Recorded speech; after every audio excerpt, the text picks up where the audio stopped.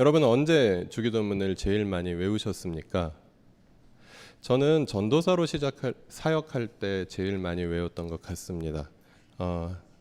전도사는 목사가 아니니까 축도를 할 수 없고, 그래서 축도를 할 수 없으니까 예배 인도를 하다가 예배가 끝날 때 주기도문으로 예배를 마치겠습니다. 그럼 이제 하늘에 계신 우리 아버지 그러면서 모든 분들이 다 같이 하시는데, 보통 세례 교육을 받으실 때 이분이 세례 받을 자격이 있는가 없는가를 보는 시험에 보통 사도신경과 주기도문을 외우는, 조금 센 교회에서는 십계명까지 외우는 그런 부분이 있습니다. 우리 교회에서는 신앙 고백만 하면 신앙을 고백만 하면 세례를 받으실 수 있으니까, 세례 아직 못 받으신 분들은 우리 교회에서 받으시도록 하시고요. 네, 그렇습니다.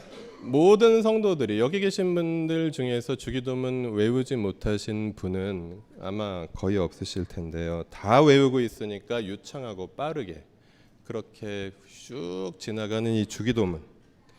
근데 주기도문을 예수님께서 그때 그날에 가르쳐 주셨을 때 과연 2000년 뒤에 우리 교회에 목사가 없을 때 예배를 마치는 방법으로 그렇게 가르쳐 주셨는가를 한번 생각해 보면 재미있을 것 같습니다.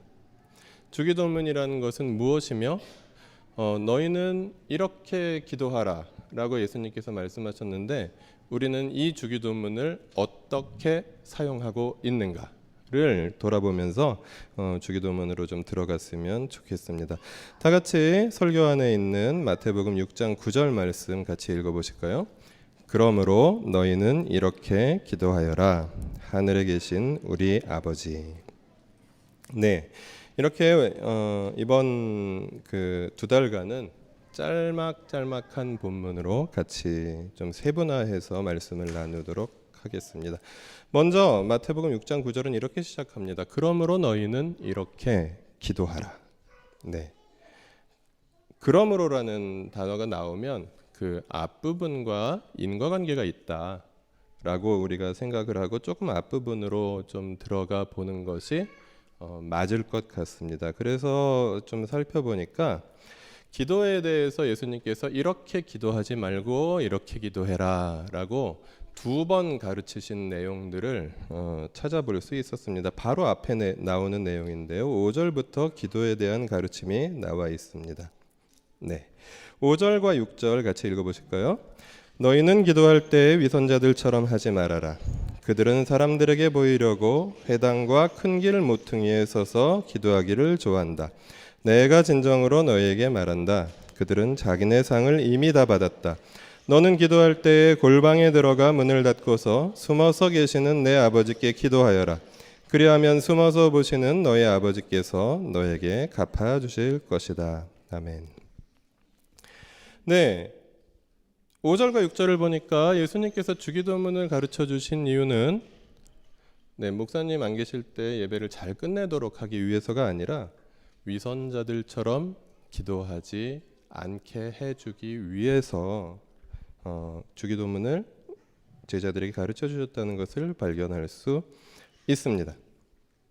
여러분 주위에 혹시 기도하는 사람, 저분은 기도하는 사람이야, 혹은 나는 기도하는 사람이야 라고 생각하시거나 아니면 스스로 이야기하는 분들 만나셨을 수도 있을 것 같습니다. 여기도 계실지도 모릅니다. 네, 계시기를 바랍니다. 그런데 이 기도하는 사람들에 있어서 영광과 위험이 동시에 있다는 것 또한 사실인 것 같습니다. 소위 기도하는 사람이다라고 자칭 타칭으로 말씀되는 분들은 2가지 모습이 나타납니다. 한 부류의 분들은 정말 겸손하고 정말 인격적인 분들이 계십니다. 또 다른 부류의 분들은 정말 영험하신 분들이 계십니다. 누군가가 나에게 기도하는 사람이다라고 이야기할 때 그것은 굉장히 우리가 하나님 앞에서 조심하게 받아들여야 하며, 내가 기도하는 것이 나의 삶과 또 나의 인격과 내가 살면서 맺어가는 열매와 어떤 상관이 있는가를 질문을 던지면서 또 그 답을 찾으면서 한 걸음 한 걸음 주님과 함께 동행하는 삶, 그 삶이 바로 기도하는 사람들의 삶이 아닌가 생각합니다. 그러면서 예수님께서는 골방에 들어가서 기도해라 라고 말씀하셨고, 5절에서는 주어가 너희는입니다. 너희는 기도하라 라고 되어 있는데, 6절에서는 갑자기 너는으로 바뀝니다. 여러 제자들이 있는 가운데 예수님께서 전체에게 갑자기 말씀하시다가 갑자기, 예를 들어서 여기 제일 저와 가까이 계신 분이 문정수 집사님 같은데요, 문정수 집사님 정도의 자리에 있는 한 제자에게 너는 이라고 예수님께서 말씀하셨을까요? 기도라는 것이 물론 공동체적으로 함께하는 것이지만 골방에 들어가서 기도하는 특권을 성도 개개인에게 주셨다는 것을 오늘 본문을 통해서 발견할 수 있습니다. 혹시 여러분 고린도전서 7장 5절에 어떤 말씀이 들어있는지 아십니까? 부부간에 방을 따로 쓰지 말고 떨어져 있지 말라라고 말씀하시면서, 그러나 잠시 기도할 틈을 얻기 위해서는 그렇게 해도 좋다라고 말씀하셨습니다. 그런데 그 다음 절에서 또 바울이 이렇게 말합니다.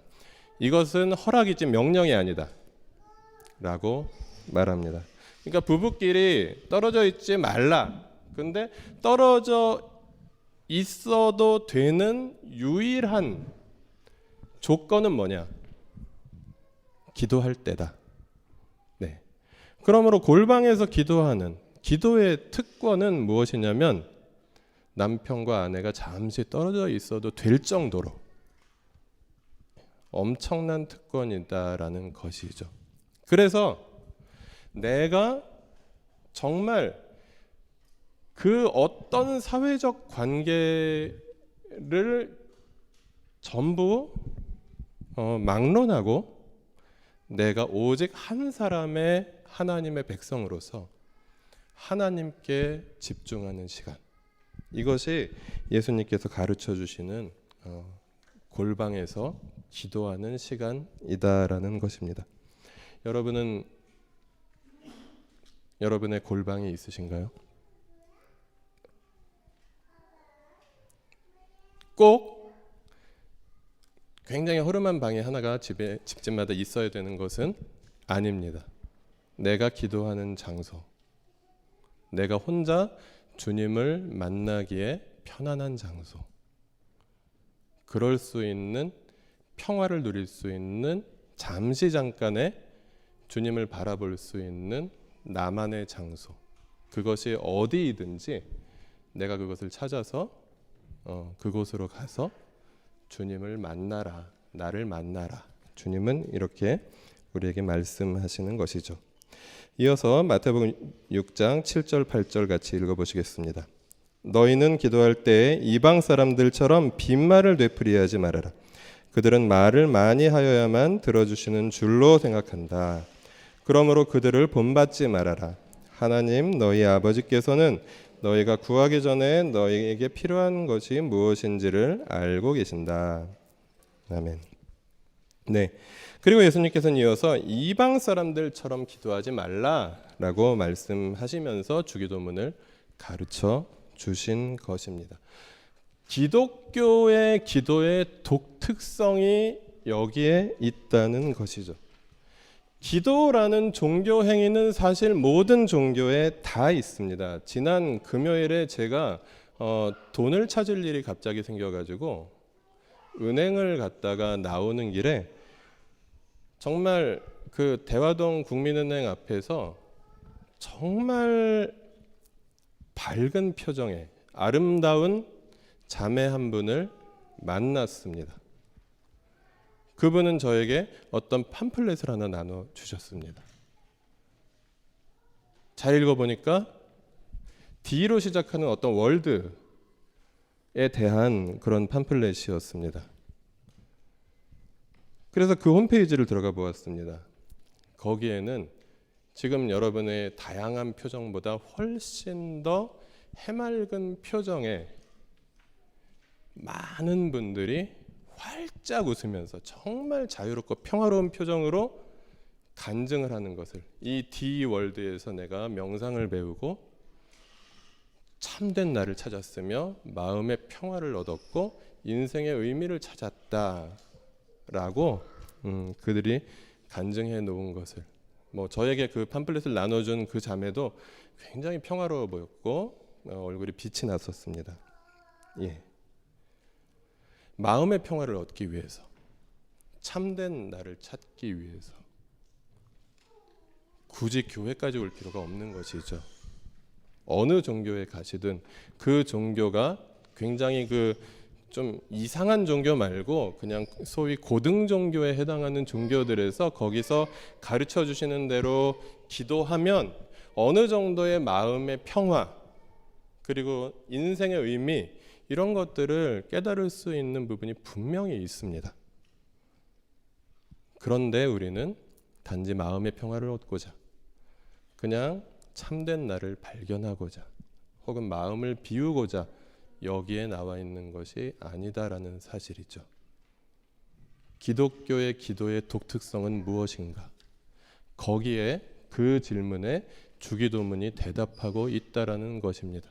그래서 주기도문은 우리가 예배를 끝내는 그런 마치 문을 잠그는 열쇠처럼 그렇게 사용하는 기도가 아니라, 그냥 습관적으로 사용하는 주문 같은 것이 아니라 기독교의 그 기도의 정체성, 그래서 우리 기독교인으로서 하나님 나라 백성의 정체성을 규정해주는 매우 엄청난 의미를 가진 기도문이다라는 것을 오늘 본문을 통해서 또 생각해 볼 수 있겠습니다. 그러면서 예수님은 말씀하십니다. 반복해서 이방인들이 그렇게 무의미한 이야기를 반복해서 하는 것, 그런 것들을 너희는 본받지 마라. 하늘에 계신 너희 아버지께서는 너희에게 무엇이 필요한지 잘 알고 계시다라고 말씀하고 있는 것이죠. 그래서 우리가 본문을 통해서 알 수 있는 것은 많은 이야기를 반복해서 하는 것, 이것이 좋은 기도는 아니다라는 것을 또 배울 수 있을 것 같습니다. 반복해서 기도할 수 있습니다. 많이 기도할 수 있습니다. 그러나 얼마나 많이 반복했느냐, 얼마나 길게 기도했느냐, 그것이 좋은 기도는 결코 아니다라는 것입니다. 예수님께서 가르쳐 주신 기도에 부합하게 그러한 마음과 그러한 내용과 그러한 태도로 기도했을 때 그것이 우리가 내가 오늘 기도했구나, 내가 오늘 기도를 통해서 하나님의 은혜를 체험했구나 라고 말할 수 있는 그런 기도가 아닐까요, 여러분? 그래서 기도는 단지 어떤 소원을 말하는 시간, 아니면 하나님께 청구서를 낭독하는 시간이 아니라 하나님과의 관계를 더 진실하게 맺어가기 위해서, 그리고 하나님의 뜻이 무엇인지를 깨닫고 그 하나님의 뜻을 이 땅에서 이루어 가시는 하나님의 사역에 동역하고 동참하기 위하여 배타적으로 떼어놓는, 아내와도 따로 떼어져 있고 여자친구와도 따로 떼어져 있을 수 있고 자녀와도 따로 떼어져 있을 수 있고 그리고 부모님과도 따로 떼어져 있을 수 있는 오직 나와 하나님과의 만남의 시간, 그 내 인생의 시간, 그것이 바로 진정한 기도의 의미라는 것을 예수님께서는 그렇게 가르쳐 주셨습니다. 그래서 그런 배경을 가지고 그러므로 너희는 이렇게 기도해라. 그러므로 이 그러므로라는 그 표현은 그래서 두 가지 의미로 우리가 이해할 수 있겠죠. 첫 번째 그러므로는 너희는 위선자나 이방인이 아니라 하나님 나라의 백성이므로, 오늘날로 말하면 우리는 기독교인이기 때문에 이 주기도문을 배우고 그리고 주기도문의 정신과 내용을 가지고 우리가 기도에 적용해야 하겠다라는 것이고요. 또 한 가지는 그렇습니다. 이어지는 말로 그러므로, 즉 너희는 하나님의 자녀이므로 이렇게 기도해라 라고 예수님께서 말씀하신 것이죠. 그래서 하나님 나라 백성에게는 독특한 기도가 있다. 그래서 이 독특한 기도를 이제 8주간 배워갈 것입니다.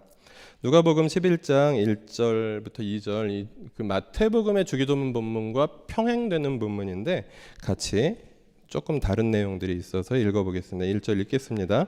예수께서 어떤 곳에서 기도하고 계셨는데 기도를 마치셨을 때 그의 제자들 가운데 한 사람이 그에게 말하였다.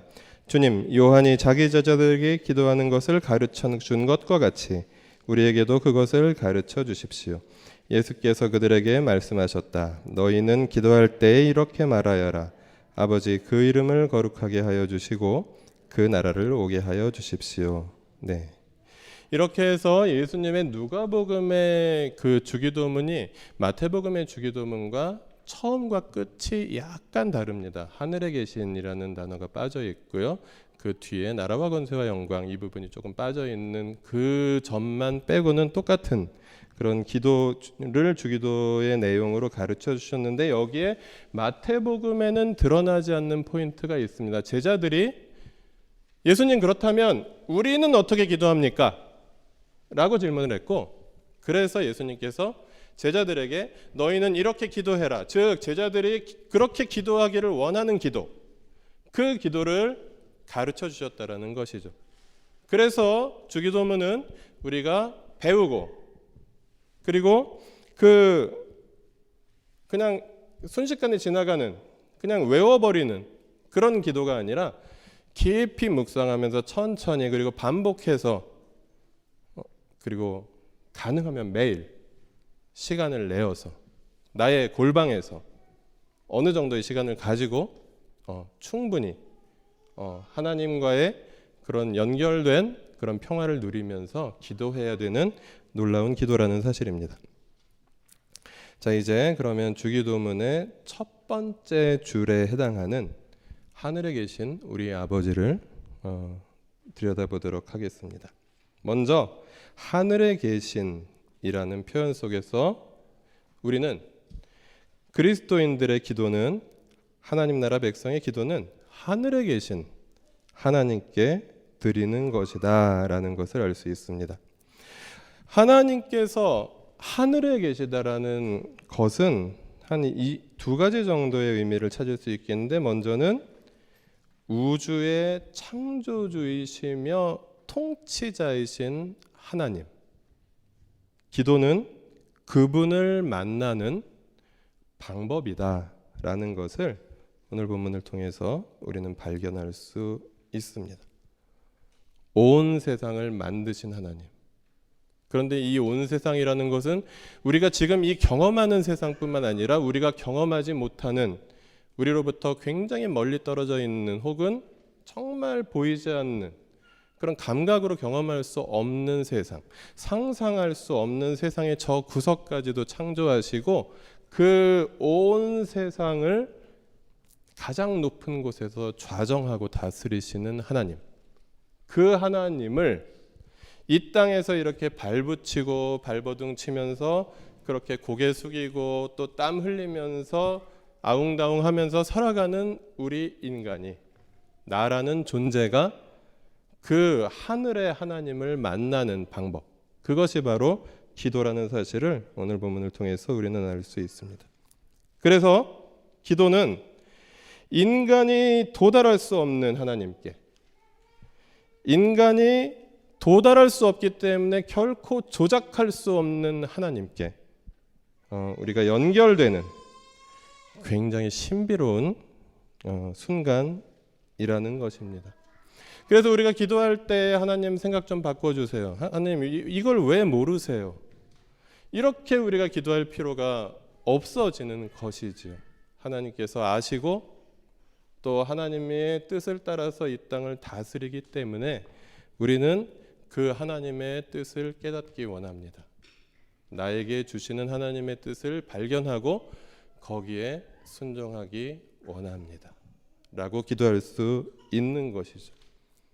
예전에 대학생들이 좋은 일을 위해서 단식 농성을 하거나 그런 일들이 있었습니다. 오랜 시간 동안 밥을 굶으면서 원하는 바를 구호로 적어서 등 뒤에 붙여놓고 단식 며칠째 그렇게 하다가 쓰러져서 병원에 실려가서 링겔을 맞고 그런 일들이 제가 젊었을 때에는 이제 젊었을 때라는 표현이 어울리는 나이가 되어서 또 저도 신기하지만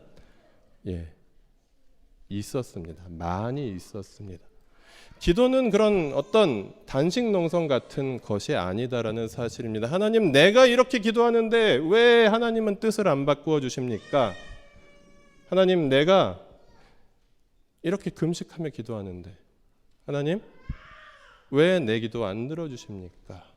라고 그렇게 항거하고 항변하는 그런 방식이 아니라 우리가 하나님께 우리의 뜻을 맞추어가는 과정이며 하나님의 뜻을 또 받아들이고 순종해가는 과정이며 그 가운데 하나님과 인격적으로 소통하는 과정이라는 사실을 오늘 본문을 통해서 우리가 알 수 있는데요. 그 우주를 통치하시는 거대하고 위대하신 하나님께, 그 높디 높으신 하나님께 이 낮고 약한 존재인 인간이 감히 나아갈 수 있다. 이것이 기독교인 기도의 첫 번째 특징입니다. 그리고 두 번째로 하나님 나라 백성의 기도는 우리 하나님께 드리는 것이다 라는 것을 오늘 본문은 말하고 있습니다. 하늘에 계신 우리라고 예수님께서는 우리에게 이 기도를 가르쳐 주고 계시죠. 그리고 그 기도는 이렇게 여럿이서 모여서 예배를 드리는 가운데도 할 수도 있습니다.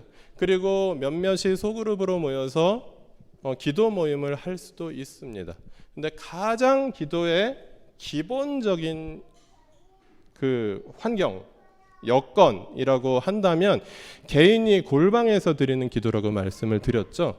기도는 그래서 개별적으로 하나님께 나아갈 수 있는 독립적인 방법입니다. 그런데 중요한 것은 내가 개인적으로 기도를 한다고 해도 그것은 그 기도가 개인적으로 그냥 처리되는 그런 기도가 아니어야 한다라는 것입니다.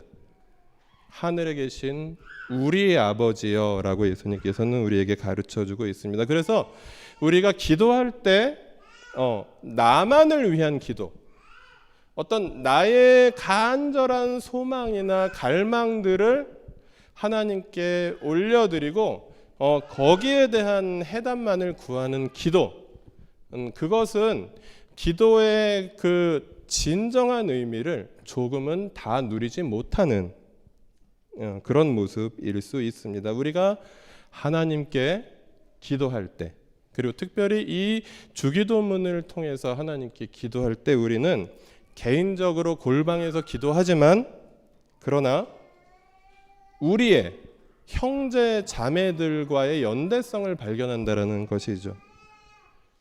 우리가 그리스도인 모두가 형제 자매인데 저기 보이지 않는 저 지구 반대쪽의 그리스도인들과도 형제 자매인데, 그런데 하나님께서는 그렇게 보이지 않는 모든 그런 그 넓은 의미에서 형제 자매 관계만을 말씀하지 않으셨고, 우리가 이렇게 얼굴을 볼 수 있고 손으로 만질 수 있고 그리고 서로 민폐를 끼칠 수도 있고 도와줄 수도 있는 그러한 지역에서 함께 살아내는 그런 공동체의 형제자매들을 우리에게 구체적으로 허락해 주셨습니다.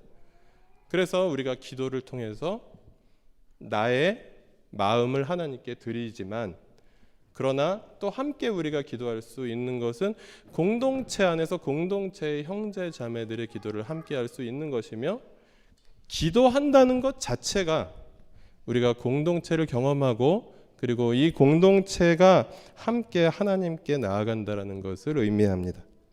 그리고 더 나아가서 이 땅의 모든 하나님 나라 백성들과 연대하는 기도를 주기도문을 통해서 우리가 드릴 수 있는 것입니다.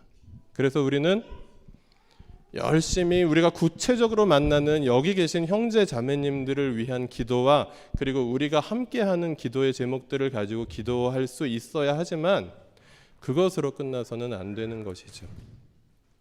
이 땅에 여기저기에서 기도하는 사람들, 또 정의를 위해서 하나님의 나라를 위해서 걸어가는 사람들, 오늘 우리 그 C국의 모 지역에서 선교하시는 선교사님을 위해서 기도 같이 했지만, 주님의 복음을 아직 주님을 만나지 못한 분들과 함께 나누고 있는 위험한 지역에 있는 선교사님들과 또 함께 우리가 기도할 수 있는 것이며, 이 기도를 통해서 우리의 신앙의 지평이 계속해서 넓어지는 그런 우리의 신앙의 성장과 그리고 우리의 신앙의 지평의 확장을 경험하는 것이 이 주기도문으로 하늘에 계신 우리 아버지께 기도하는 사람들의 특권이요 축복이라고 하겠습니다.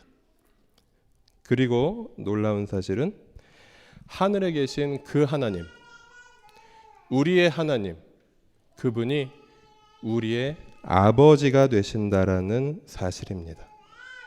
그래서 우리는 저 높고 인간이 감히 도달할 수도 범접할 수도 없는 위대하시고 존귀하신 하나님을 만나지만 그 하나님을 저 엄청나신 분으로만 만나는 것이 아니라 나의 친밀하신 아버지로 만난다는 사실입니다. 그래서 우리는 주기도문을 통해서 하늘 아버지와의 인격적인 관계 속에서 기도할 수 있게 되는 것이죠. 제가 여러분께서 기도하시는 내용을 가만히 들어볼 때가 있습니다. 개인 기도하시는 것을 듣는 것은 거의 도청 수준이기 때문에 그렇게 하진 않지만 공중 기도하실 때 제가 함께 기도를 마음으로 하기도 하지만 또 여러분의 또 신앙을 또 도와드리는 그런 사역자의 입장에서 저분이 어떻게 기도를 하시나 이제 천천히 들으면서 기도를 같이 하는데요. 몇 가지 놀라운 사실을 발견합니다. 그분한테 개인적으로 말씀을 드렸지만 이 자리를 빌어서 또 말씀을 드리면 기도할 때 하나님이라는 호칭을 전혀 드리지 않는, 거의 드리지 않는 기도를 드리는 분들도 계십니다. 하나님. 그냥 그 요구 사항만 이렇게 하는 것이죠. 주어가 빠져 있는.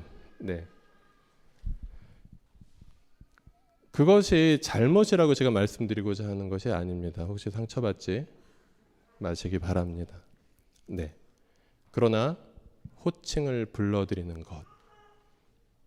우리가 그분의 호칭을 불러드렸을 때 그분은 우리에게 더 진정한 의미로 다가올 수 있다라는 사실이죠.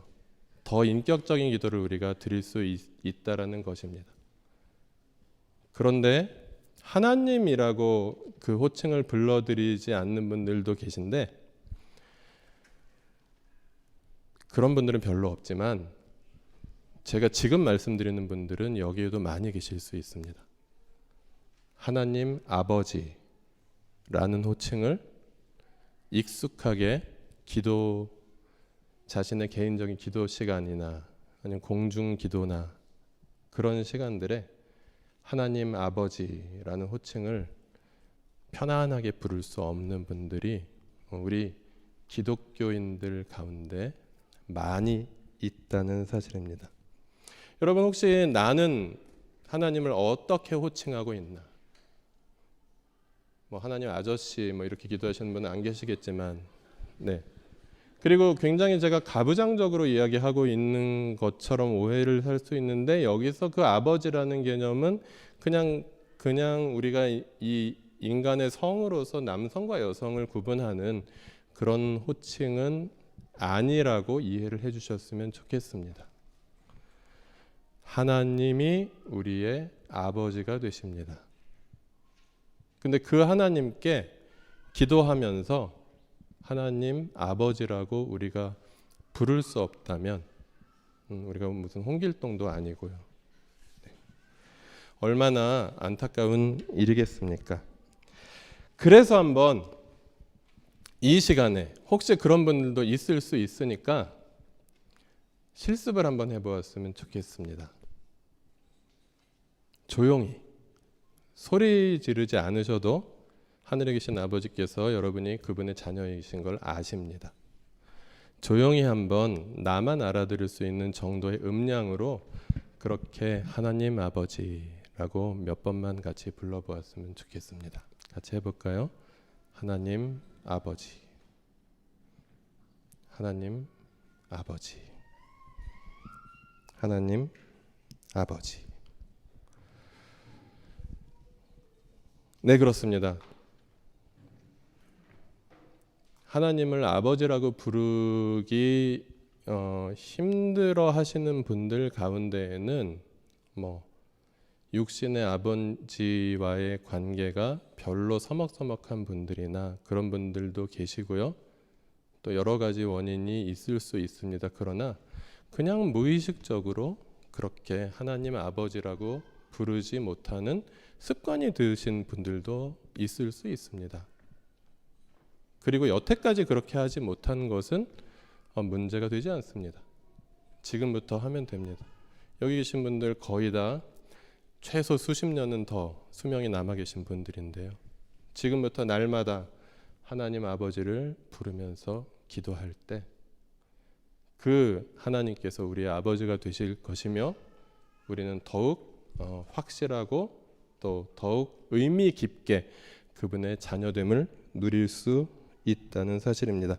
그런데 그 아버지께서 자녀에게 필요한 것이 무엇인지 알고 계시다고 예수님께서는 말씀하셨습니다. 그래서 우리는 그 나에게 무엇이 필요한지를 알고 계신 아버지를 신뢰하는 마음으로 하늘에 계신 우리 아버지여 라고 기도할 수 있다는 것입니다. 저는 이런 것을 알고 있습니다. 하루에 100g 정도의 사료가 필요합니다. 그리고 약간의 간식이 필요합니다. 그리고 적절한 산책이 필요합니다.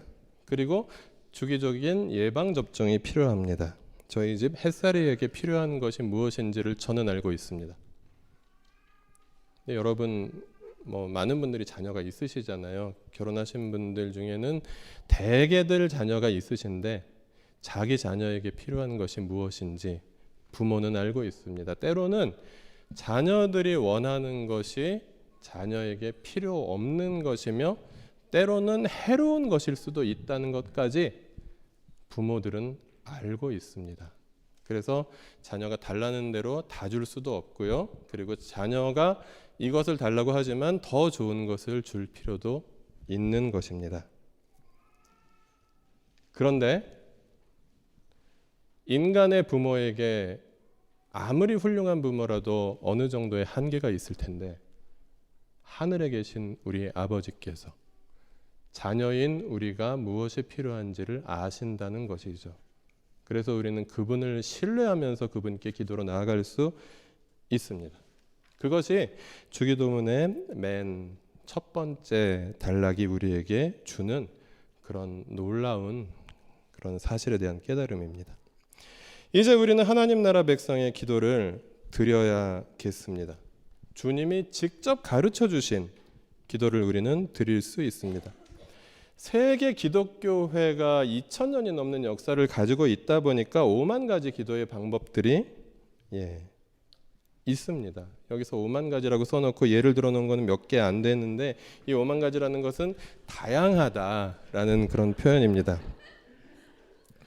침묵기도, 통성기도, 관상기도, 화살기도, 예수기도, 묵주기도, 방언기도, 대적기도, 중보기도, 땅밟기기도 등등 제가 모르는데 또 그 기기묘묘한 기도의 방법을 알고 계신 여러분들도 있으실 것입니다. 신앙의 배경에 따라 조금씩 다릅니다. 여기에는 성경에 나오지 않는 기도도 있습니다. 성경에 나오지 않는 기도는 하면 안 된다고 말씀드리는 것이 아닙니다. 성경에 나오지 않는 기도도 할진데 예수님이 직접 가르쳐 주신 기도로 우리가 기도를 드리자라는 것이죠. 그리고 성경에 나오긴 하지만 오늘날에 적용하기에는 조금 분별이 필요한 기도들도 있습니다. 그런데 우리가 정말 기도해야 하는데 기도의 가장 모범적인 기도를 우리가 하나만 골라야 한다면, 그리고 다른 것들도 잘 하지만 그것이 빠져서는 안 되는 그 기도를 우리가 반드시 붙잡아야 한다면, 그것은 예수님께서 직접 가르쳐 주신 이 기도를 우리가 우리의 삶 속에서 드려야 한다라는 것이죠. 그래서 위에 예를 들어드린 그 기도들은 다양한 기도의 방법들입니다. 어떤 기도의 방식을 채택하셔도 좋습니다. 그런데 적어도 우리의 기도의 내용은 예수님께서 직접 가르쳐 주신 주기도문의 내용이 담겨 있어야 한다는 것입니다. 이것은 가장 모범적인 기도의 내용이며 기독교만의 독특한 기도의 내용이기 때문입니다. 그리고 사실 우리가 인생을 돌이켜보건대, 그리고 우리가 주기도문을 외우고 있다는 전제 속에서 생각해보면 인생에서 주기도문이 포괄하고 있지 못하는 문제는 없습니다. 우리가 한평생 진심으로 주기도문만 외우고 나중에 주님을 만난다고 할 때에 주님께서 너 왜 주기도문으로만 기도했냐? 라고 우리에게 책망하시지 않으실 것이라는 사실입니다. 그 주기도문의 내용에 거기에 진심이 담겨 있고 그것을 깊이 묵상하면서 우리가 기도했다면 거기에는 이 세상의 모든 그런 상황과 모든 사람들에 대한 하나님의 뜻이 담겨 있기 때문입니다. 그리고 우리에게는 예수님께 가지고 나갈 근거가 있습니다. 그러므로 너희는 이렇게 기도하라라고 예수님께서 마태복음 6장 5절에 말씀하시지 않으셨습니까? 6장 9절에 말씀하시지 않으셨습니까? 라고 이야기할 수 있는 것이죠. 그래서 먼저 나의 골방에 들어가서 주기도문으로 기도하기를 시작해 보셨으면 좋겠습니다. 기도를 잘하시는 분들도 있는데 막상 기도하라고 그러면, 그리고 기도해야지 하고 앉으면 막막한 분들도 덜어 있습니다. 그럴 때 우리는 주기도문으로 이 기도를 시작할 수 있습니다. 주기도문을 그냥 하늘에 계신 우리 아버지 이름이 거룩히 여김을 받으시오며 이렇게 하시지 마시고 천천히 묵상하면서 조용히 암송하시는 시간을 가진다면, 아무리 기도 여태까지 못하셨던 분들도 5분 10분은 충분히 흘러가도록 기도하실 수 있다는 것입니다. 기도를 해보시면 아시지만 5분 10분도 굉장히 긴 시간입니다. 지금까지 우리의 기도를 열심히 해오셨던 분들 가운데에서도 지금까지 우리의 기도가 너무 유창하고 많은 단어들을 포함하고 있었는지도 모릅니다.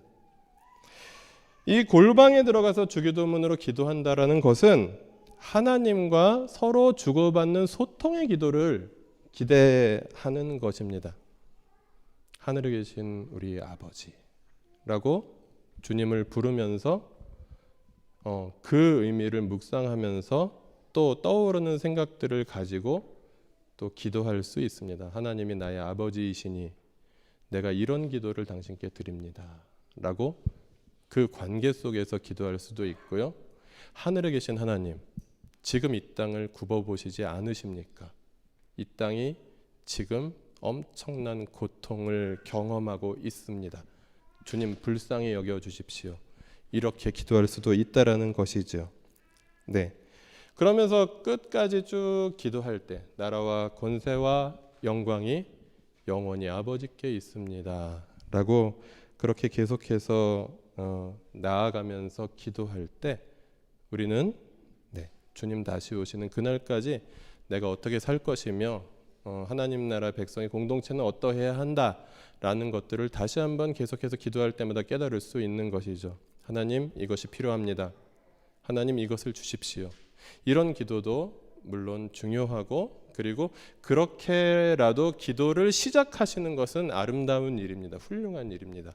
그러나 우리가 기도의 성숙의 단계, 적어도 중급의 단계에 들어가고자 한다면 주기도문을 거치면 굉장히 빠른 길이라는 사실이죠. 그래서 한 주제씩 끊어서 묵상하고 마음에 떠오르는 기도를 입술로 굳이 드려야 되는 이유는 졸지 않기 위해서입니다.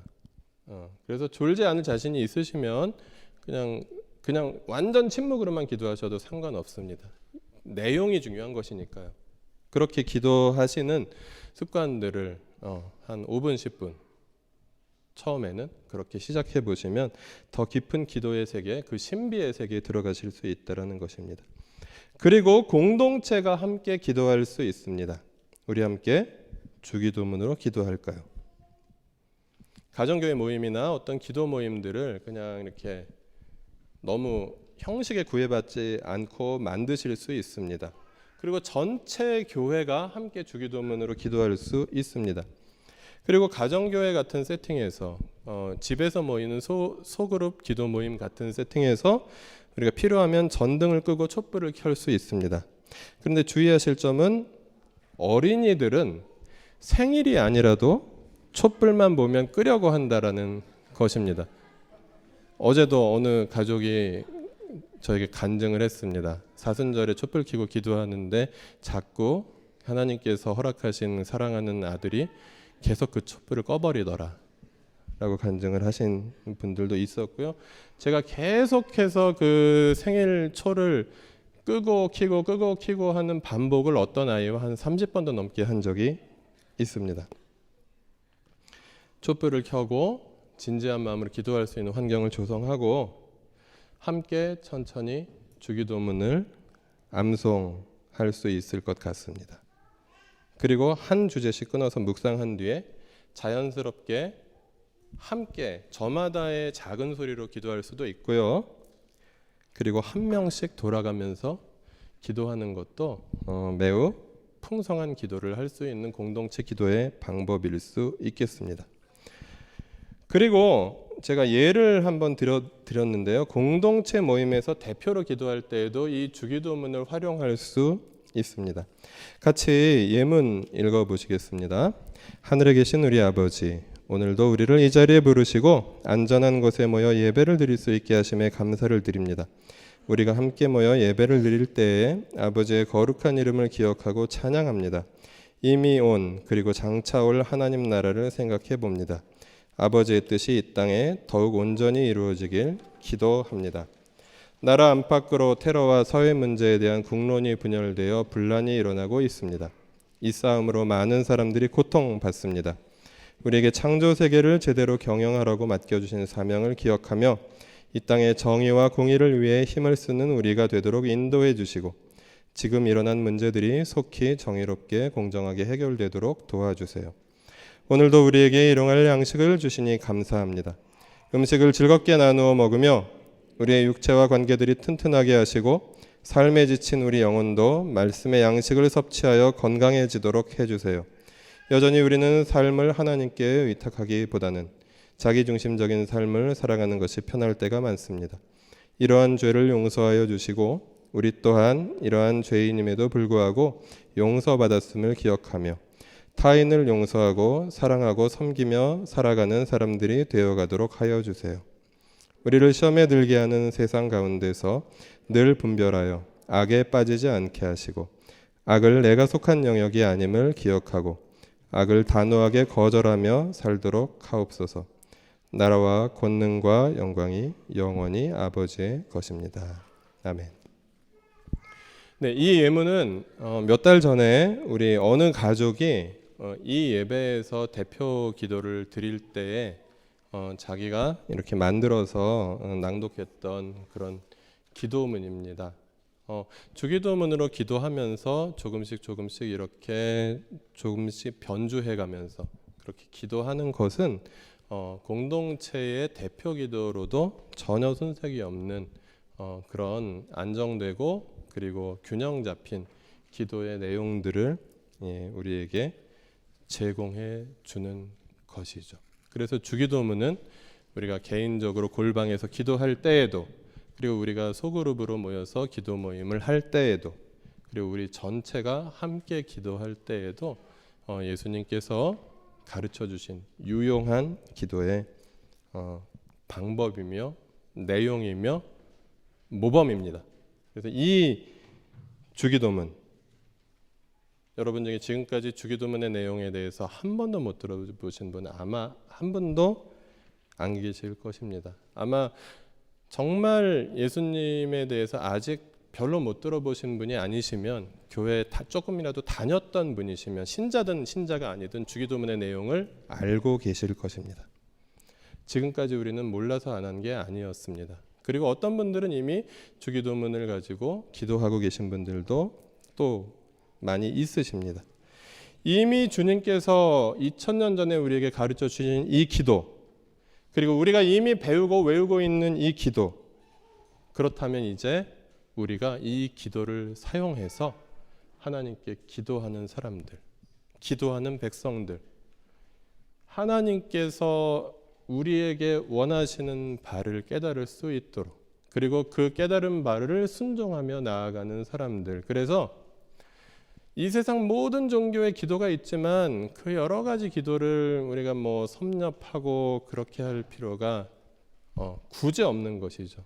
예수께서 직접 가르치신 기도, 거기에 우리 인생의 모든 문제에 대한 해답이 있는 그 기도, 그 기도를 통해서 더 풍성한 하나님과의 관계를 경험하시고, 그리고 기도를 통해서 하나님 나라를 실천하는 삶 속에서 하나님과 동역하시는 그런 우리 나들목 일산교회 하늘 가족들과 성도들 되시기를 주님의 이름으로 부탁드립니다.